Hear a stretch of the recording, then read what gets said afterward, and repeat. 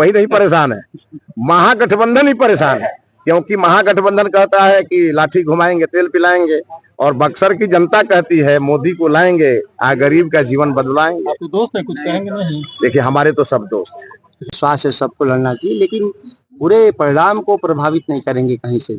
2024 के चुनाव में विकास की बात न करके हिंदू मुस्लिम की बात की जा रही है, इसको किस रूप में आप देख रहे हैं? ये भारतीय जनता पार्टी की मानसिक दिवालियापन है, और वो 10 साल में शासन करने में ऐसे तनाशाह विचार वाले व्यक्ति जो अनपढ़ टाइप के, हम शिक्षक लिखते हैं, हमारे पास सर्विस बुक है, शक्ति कुमार नेगी हम रिजाइन दिए हैं।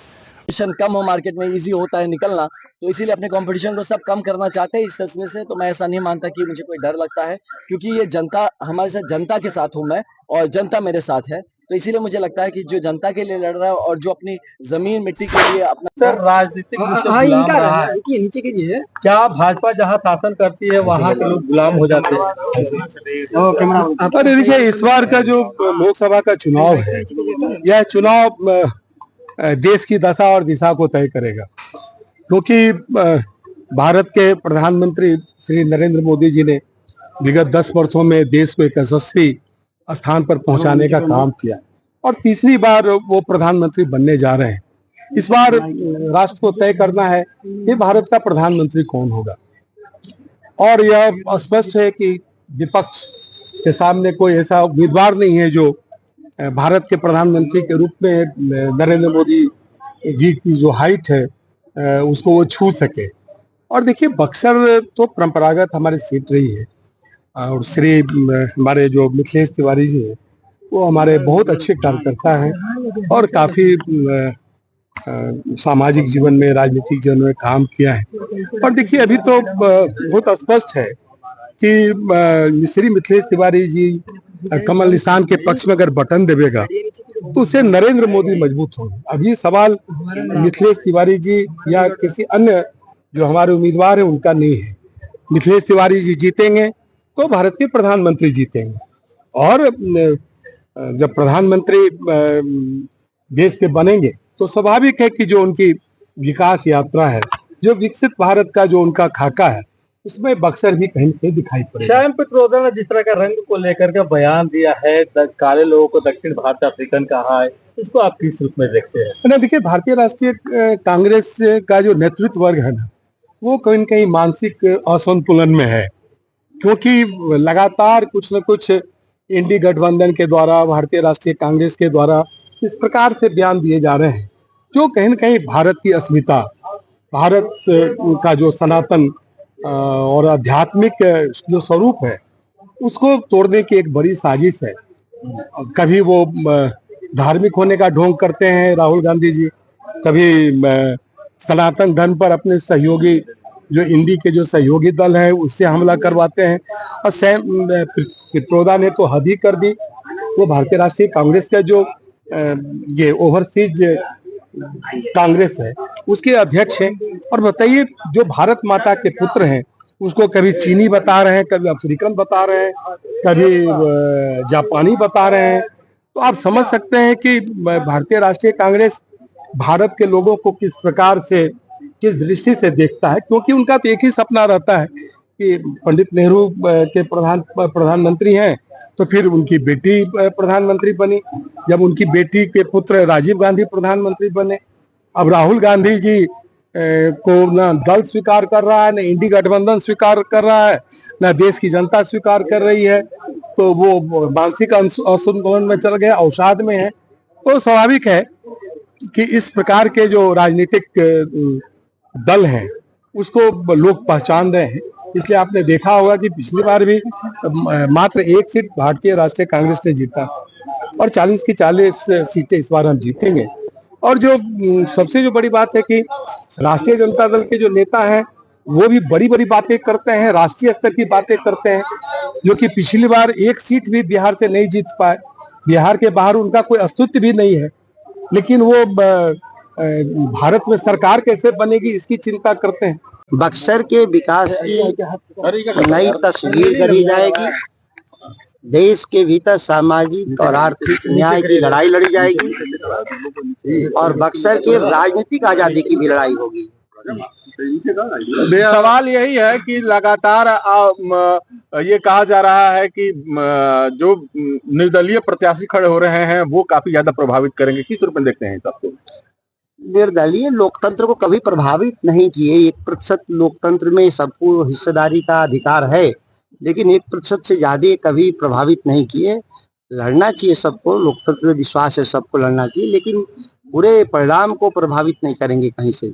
2024 के चुनाव में विकास की बात न करके हिंदू मुस्लिम की बात की जा रही है, इसको किस रूप में आप देख रहे हैं? ये भारतीय जनता पार्टी की मानसिक दिवालियापन है और वो 10 साल में शासन करने में विफल रहे हैं, इसीलिए उनके पास कोई मुद्दे भी नहीं। देखिए, देश जो है ना राजकुमारों से परेशान है। एक राजकुमार है राहुल गांधी, उनसे देश परेशान है।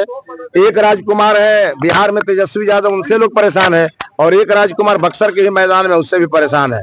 इस बार लोग राजकुमारों को पूरी तरह धूल चटाएगा और गरीबों के बेटे को लोग आगे ले आएगा।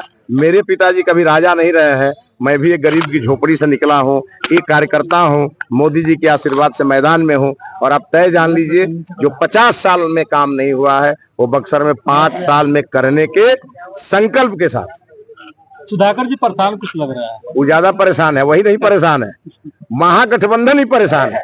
क्योंकि महागठबंधन कहता है कि लाठी घुमाएंगे तेल पिलाएंगे, और बक्सर की जनता कहती है मोदी को लाएंगे, गरीब का जीवन बदलाएंगे। आप तो दोस्त है, कुछ कहेंगे नहीं? देखिए, हमारे तो सब दोस्त हैं और हम सबको कहेंगे, भाई मेरे बेइज्जती कराने से अच्छा है मैदान छोड़ के भाग जाओ। क्योंकि 4 तारीख को जो रिजल्ट आएगा वो हर जगह मोदी ही मोदी नजर आएंगे और पूरे देश में मोदी जी नजर। अब जो आप पूछिएगा वही कह देंगे।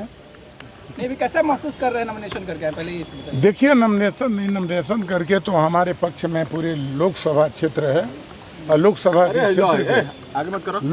के जनता 55 साल से त्रस्त था। यहाँ पर बाहरी लोग के सांसद बनने, बाहरी लोग के बारे में गांव के लोग भी बताते हैं। कई जगह तो पूछे हम कि ये बताइए आप लोग उम्मीदवार को चिनते हो? 80 वर्ष की बूढ़ा कहा कि कभी हम देखे नहीं। यहाँ से आता है लोग, चुनाव जीत कर चल जाता है और 4 वर्ष 10 महीना लोग को पता नहीं चलता है। इसलिए यहाँ के सभी जाति बिरादरी के लोग अब की बार ठान लिया है कि अब की इस धरती पर जन्म लेने वाले व्यक्ति को ही हम लोग वोट देंगे। कई सवाल खड़े कर रहे हैं विपक्ष। सुधाकर जी कह रहे हैं कि फर्जी शिक्षक हैं आप।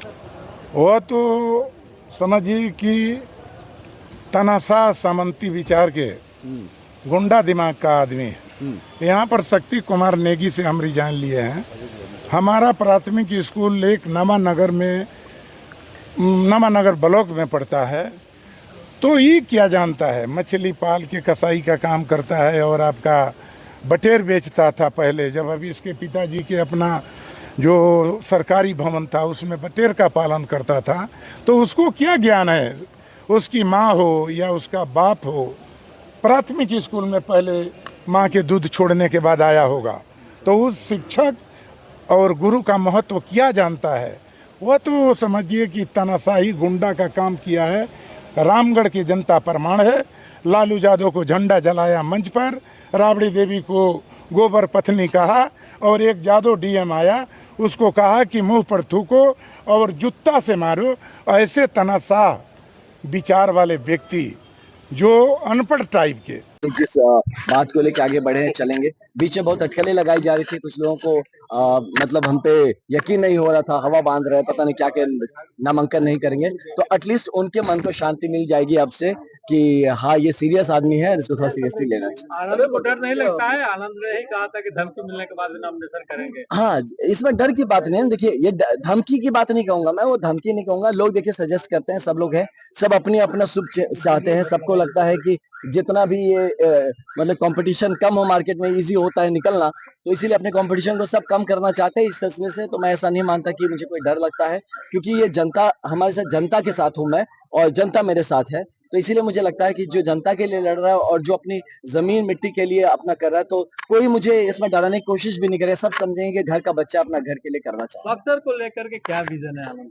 जी, मेरे पास काफी ब्रॉड विजन है। मैं अभी थोड़ी देर बाद आप अगर आते हैं तो किला मैदान में मैं उसको डिस्क्राइब भी करने वाला हूँ। जो कि शुरुआत होता है लॉ एंड ऑर्डर से शुरू हो जाता है और वो हेल्थ पे जाता है, एजुकेशन तक जाता है, ये एम्प्लॉयमेंट की बातें हमारे इसके अंदर सुनने को मिलेगी, एक एंटरप्रेन्योरशिप की बात आएगी, इसके साथ स्पोर्ट्स फैसिलिटी पे मुझे काम करना है, यहाँ के जो आध्यात्मिक बैकग्राउंड है इस पे मुझे काम करना है, साथ साथ पूरा का इंफ्रास्ट्रक्चर, फिजिकल और डिजिटल इंफ्रास्ट्रक्चर पे काम करना है, मुझे काम करना है यहाँ के एग्रीकल्चरल डेवलपमेंट पे, साथ में जो हमारे ह्यूमन डेवलपमेंट इंडेक्स हम बक्सर के लिए किस तरह से हम एक नेशनल लेवल से ऊपर जा सके और कम से कम वर्ल्ड लेवल पे कम्पीट कर सके, ये सब मेरे एजेंडा में आगे रहेंगे। जिला मैदान में कई पूर्ववर्ती नेता बीजेपी के दिखे, आज कई युवा नेता दिखे सर, अब तो पहले से काफी कुछ बदला है आपका कैंपेन। जी हाँ, बिल्कुल बिल्कुल बदला। देखिए, अब मैंने कहा हम लोग संगठित होते जा रहे हैं और आज ये होने के बाद, मेरा नॉमिनेशन होने के बाद काफी लोगों को बल मिलेगा, समझ में आया कि ये एक सीरियस मुहिम है जिसको हमने शुरू किया है। बक्सर अब अपने स्वाभिमान और सम्मान के लिए करेगा और मुझे पूरा यकीन है हर बक्सर का बच्चा, हर बक्सर का बेटा बेटी माँ हमारे साथ जुड़ेंगे और अब की बार हम बक्सर के लिए न्याय लेकर